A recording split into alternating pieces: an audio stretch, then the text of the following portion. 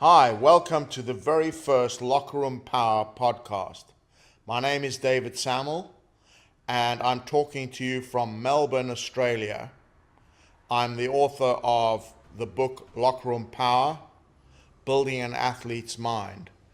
And I'm delighted to say that today I have with me Anthony Hampson, HAMPO to his friends, who is a very experienced tennis coach, having worked with Hingis and Hennen in his time, and for many years with myself in the UK and also with the Monte Carlo Tennis Academy.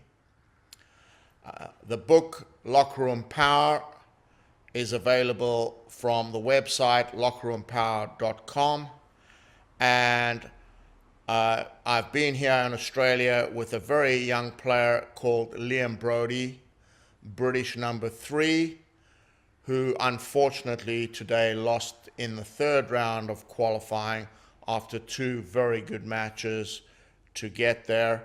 And I must say it's a slight anticlimax given that we were very confident that he would qualify. But that is sport, that is tennis. He played well and just didn't make it through. Hampo, you watched all 3 matches. How did you find Liam, having not seen him since he was about 7 years old? Yeah. Well, first of all, thanks for having me, David. Last time I saw Liam was when he was 7. I was coaching in the UK back at a David Lloyd centre then, and we used to hit for maybe 20 minutes, half an hour when he was 6 or 7 years old. And more often than not, he would finish his sessions by showing me his Pokemon cards. So it was a pleasant surprise to see quite a well-built 21-year-old come up to me and shake my hand last week at practice. And it was good to see him play and see how he's progressed. And look, I have to say, I'm very, very impressed with the way he plays. I think obviously he's come a hell of a long way, under Dave over the last 6 months, and he's learnt a lot. It was disappointing today.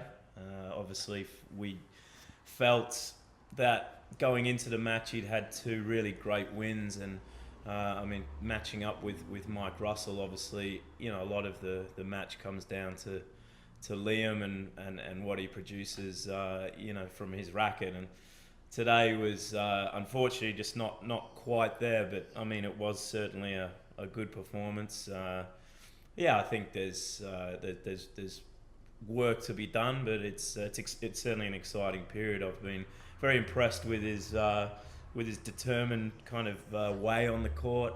He's very, very positive, gets on with things. He's really uses his lefty serve quite well. I think he mixes it up. He can pop it, he can swing it, he can slide it, he can do the works. Obviously, his backhand is a really natural stroke, and you can see the progression he's made, particularly with the forehand. And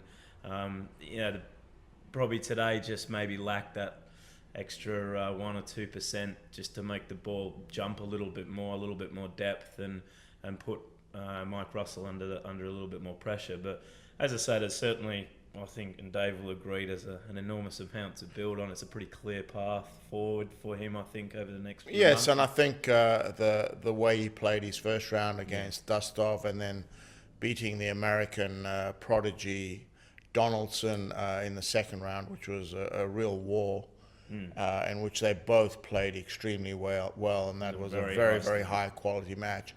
And I think probably what's a little disappointing for us all, and that goes for the whole team that sits behind Liam.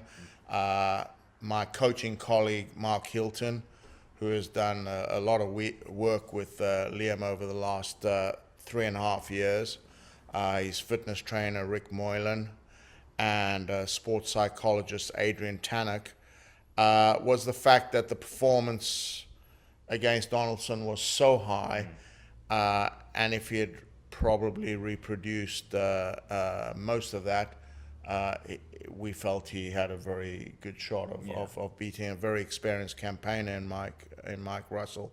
And I have to say, if he was going to lose to anybody in the draw, Mike is a great pro who's had a fantastic career in his last year of playing, a tremendous guy who got absolutely every ounce out of himself in his career, and still to be out there that hungry and that determined to have a really good final year. If he was going to lose to anybody, I'm glad it was Mike. Yeah, for sure. So I mean, Mike, it's interesting to watch the way Mike goes about his tennis, because he is so experienced. And I watched the end of his previous match against DeBacker, and you watch DeBacker go through these sort of highs and lows, ups and downs, particularly right at the end. I think it was 7-5 in the third that Russell beat him. And DeBacker's riding the wave of emotions and making some pretty poor shot selections, where on the other side of the net you got Mike Russell, who's just so incredibly calm. It's quite unbelievable. And I think even today he was just so composed against Liam, and really, I mean, he hardly gave him an unforced error. I mean, he played and served very well. He played extremely well, and I saw Mike afterwards, and he said, "Look, I knew how to serve very well. Otherwise, I didn't have a shot against Liam. Liam actually beat him a couple of months ago, and he was able to do that."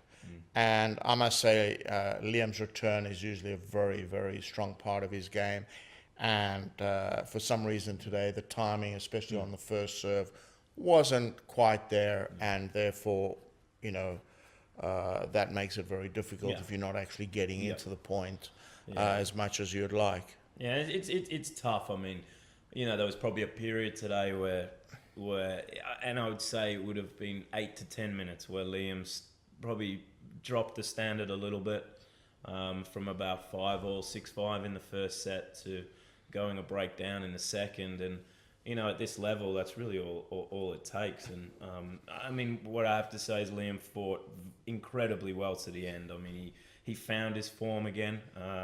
He started to rip the forehand a lot better towards the end of the second set, but unfortunately just couldn't. And I mean, credit to Mike. I mean, he shut him out. Yeah, exactly. He shut him out. But anyway, let's talk about the actual Australian Open 2015 coming up. I must say, in the Brisbane tournament recently, I was incredibly impressed with Roger Federer in the way he came forward, the way he serves and volleys. I certainly think Edberg has made a massive difference to the way he moves at the net, the way he reads the net, and the quality of his volleying, especially when he has to dig a volley up and maybe hit 2 or 3 volleys. He's always been good at just a finishing volley.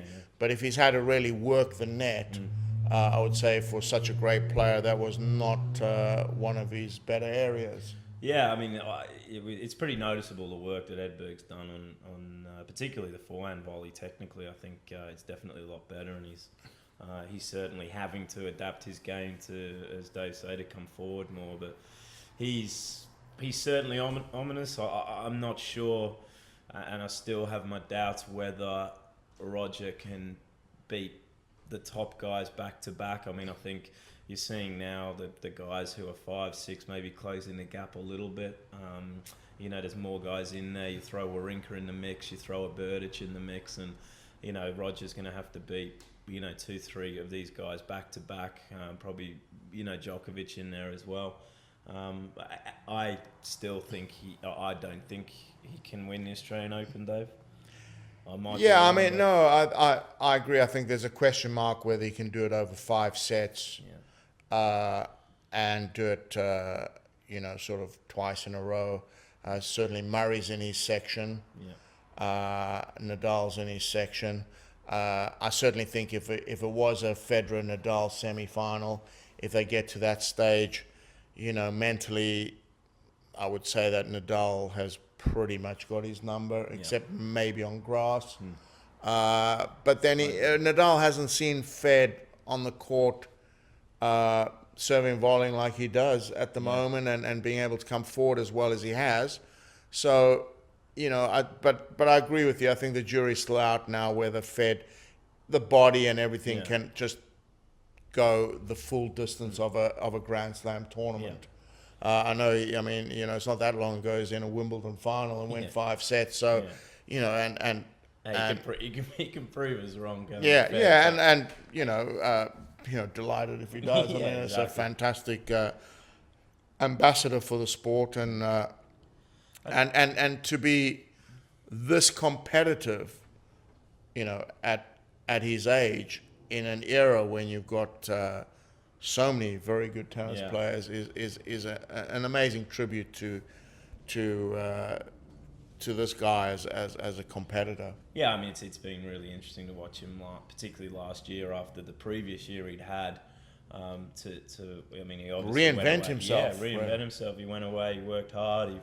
He's coming forward more than he ever has, and in a way is potentially maybe starting a trend of changing the game back to people coming forward more. Time will tell, but again, a gut feel sort of says that that's going to have to happen, because guys are getting so fast. Yeah, it's very, very hard to hit winners against guys who move so well. But I think if I was a betting man, Djokovic would still be my favorite. Yep. I think he's in the prime, and if he's healthy, which I believe he is, he's definitely the guy to beat.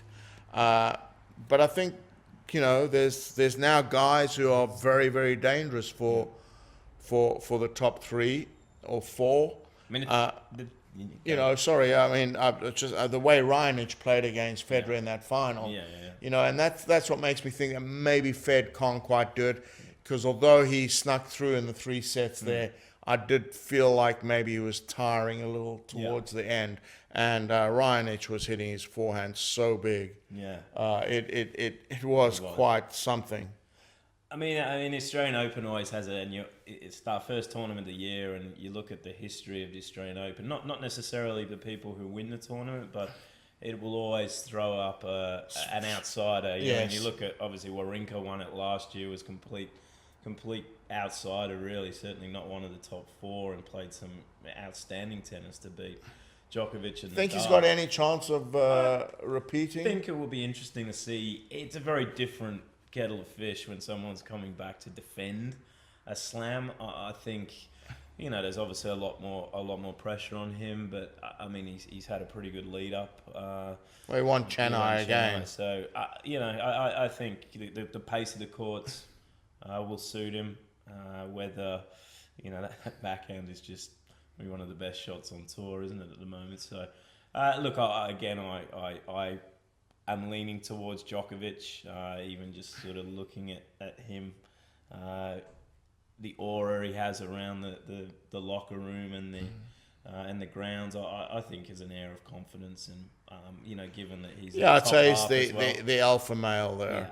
Yeah, for sure. But certainly if Nadal makes it through to quarters, semis, then we know what a competitive animal he is. So I think, and Nadal has said that his only wish from Australia is to be competitive. But if he makes it through that first week and into that second week with some matches under his belt, he's dangerous. He's extremely dangerous. Murray, obviously, you'd have to talk a little bit about Andy Murray. He's a really interesting one. He's obviously fallen out of the top 4 now. He's had a great end to last year, and just watching him at the Hopman Cup, and he's playing. He's definitely playing up the court a little bit more. He needs to make sure he does that to be competitive with these guys and get the wins. But he's another one. He's dangerous. He's floating. He's won slams. He's been in the final here 3 times, I think. 3 times. And I think, also watched him in Hopman Cup, and certainly, his return of the second serve is one of the finest in the game. Absolutely. He's able to guide it really deep. He deflects the pace really well, and he can take it so early, especially off that backhand. And And yeah, I agree with you. If he plays up the court and takes the ball as early as he did in the Hopman Cup, and he can do that against you know, Roger and Rafa and Novak, then yeah, I mean he's right there. I think it's just that because he hasn't played one of the top guys in a slam on form for a while, Yeah. it's difficult to know what he will do if he is playing up the court and confident. Yeah. Yeah. Yeah. So it's a little bit of an unknown, but the pedigree is there. Yeah. Hewitt, last Open, do you think? Yeah, I think so.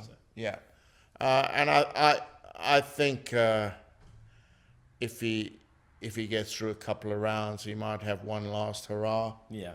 And scare somebody or maybe take somebody out. I'm not feeling a long run there, are you? No, I mean he's got a nice little draw there. I mean, yeah, it's the same question gets raised every year for the last 4 or 5 years. Even, will this be his last? Will this be the last? I mean, he's saying he wants to play a full schedule this year, but watching him in the lead up, obviously he went out first round defending his Brisbane title, and yeah, I mean, I think. Well, I think if he drops out of the top 100 again, and I don't think he's going to fight back from that. No. But he's not a bad little section to win a few rounds. I agree. Yeah. I think he's potential third round matchup with Raonic if he gets through. And, that's going to be tough. Yeah, I mean, other dangerous floaters, Nishikori, obviously. Burditch, is now with Andy Murray's ex-coach. Danny Valverde, he's been in a Wimbledon final. Since then, you can argue that he hasn't quite stepped up, to make another final. And again, it'll be very interesting. He's a little bit unknown now. He did okay in Doha. Whether in a slam he can really put it together and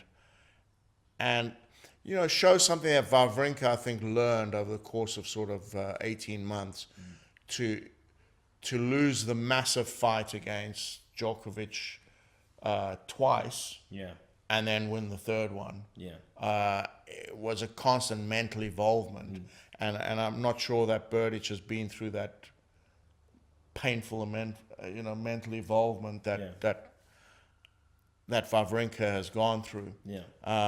And I think without going through that, it's difficult to win one. But very dangerous, such a huge hitter of the ball. I know the top boys don't quite like playing him because a lot of it's not always on their racket, and that's always tough to play against. I don't see him winning it. Yeah, no, I don't either. I think the two. Well, the one guy I think as an outsider, and he's not really an outsider, but certainly outside of the big four, I think this year you got to look out for Raonic. I just think the way he was playing in Brisbane and his forehand it's so big. He's serving big. I mean, he's hitting through that backhand. Again, you talk about the pace of the courts. He seem to suit him. So, yeah, I mean, again, he's in a nice little section. There's not too many guys there with big games from what I've seen. Yeah, and I also feel like Raonic constantly evolves and is getting better. Yeah. And I think Dimitrov, on the other hand, has kind of hit a brick wall and is plateauing. Yeah. And not kicking on like Raonic is, and like Nishikori is. Yeah. Anyway, on to the women. For me, there's pretty much 3 players in it. Really, I think even 2. I think Sharapova is on form. Yeah. And then, and I would say Sharapova is the player to beat, in my opinion. Serena, obviously, if she can find form. Yeah. And I think, again, if Serena makes it through the first week and into the quarters, she's going to take some stopping. And, of course, Sharapova has such a shocking record against Serena. Yeah. but I do believe that if there's any time she's going to be able to take out Serena, it's going to be now. Yeah. No, I agree. Kvitova, fantastic 2 Wimbledon titles. Surely at some point she's going to step up and win another slam. Yeah. Somewhere else. I like Kvitova outside of Serena and Sharapova. I'm not sure Serena hasn't. Look, she's certainly going to win more slams, but I'm not sure this time is hers. I think Sharapova is looking more likely out of the two to take out the Sharapova looks like she's had an unbelievable off-season. I agree. Yeah, that's exactly right. And Serena, there's sort of question marks there. Look, I like Kvitova. I think, again, out of the top two, if you looked outside of them, Kvitova's the one to then you have a bunch of maybe 4 players in Ivanovic, Radwanska, Azarenka, Halep. Yeah. Obviously Azarenka's won before, but coming in with very little tennis under her belt. So great first round with Sloane Stephens. Yeah, I mean, Sloane has started the year very, very slow. Yeah. So she's going to have to step up if she's gonna challenge. At all, but I mean, Azarenka is coming in with very little tennis. Yeah. So Bouchard's another one that is interesting. I mean, made finals Wimbledon. She made semis here last year. Yeah. So I mean, she obviously likes it down here. It was a breakthrough year. I think the second year is always interesting because they either kick on. Yeah. Or sometimes they have a bit of a lull, and there's a year of getting used to where they are, and the mind's kind of settling. I mean, obviously, so much more fame and outside things to deal with. Yeah. Sometimes the second year is a bit of a dip. Yeah, I mean, before they come again. I think with Bouchard, if she can, given the success she had, particularly at the big tournaments, at the Grand Slams, I think if she can establish herself in the top 10 this year, obviously she's going to get stronger in her body as she gets older and develops. And I think if at the end of this year she is still in the top 10, I think she could probably say that's a pretty good year. And I think build on that moving forward, but. Again, Halep's going to be interesting. Finishes 2 in the world and gets rid of her coach. Yeah. High standards. High standards. Obviously, apparently wants more Romanians around her, what a fantastic year last year. Yeah. Similar to Bouchard, really. Yeah. Is she gonna just fly through again, or is it going to be a consolidating year? Yeah. And then come again for a big title?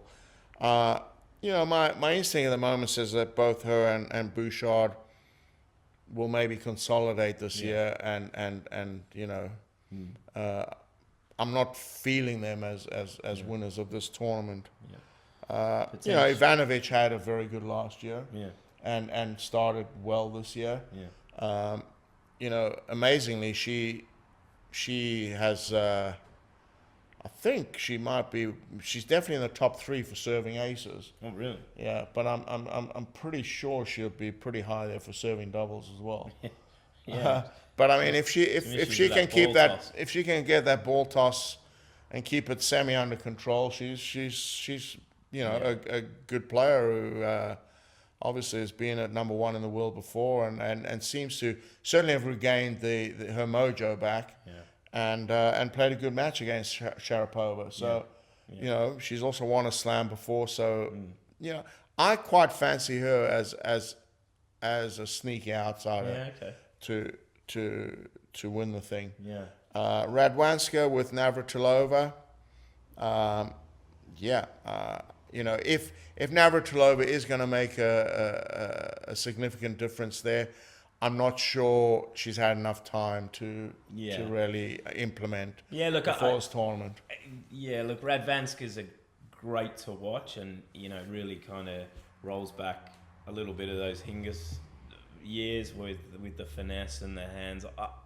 Again, outside of Wimbledon, where the court's a little bit faster, I just think there's too many girls in there with power who can hit through Radvanska, and I'm not sure this particular slam is the one that will suit her. But she's for sure a quarterfinal, semi-final player without doubt. But I agree with you. I think if it's going to happen for her, it'll be Wimbledon. Yeah, I mean Sharapova, Ivanovic, Serena, Kvitova. I mean these girls. Yeah. If they play up the court and can really hit through. Yeah. I mean, I think the interesting one will be Azarenka, because there's very little known about her at the moment. Wozniacki second round if she wins. Oh really? Yeah. Wow. So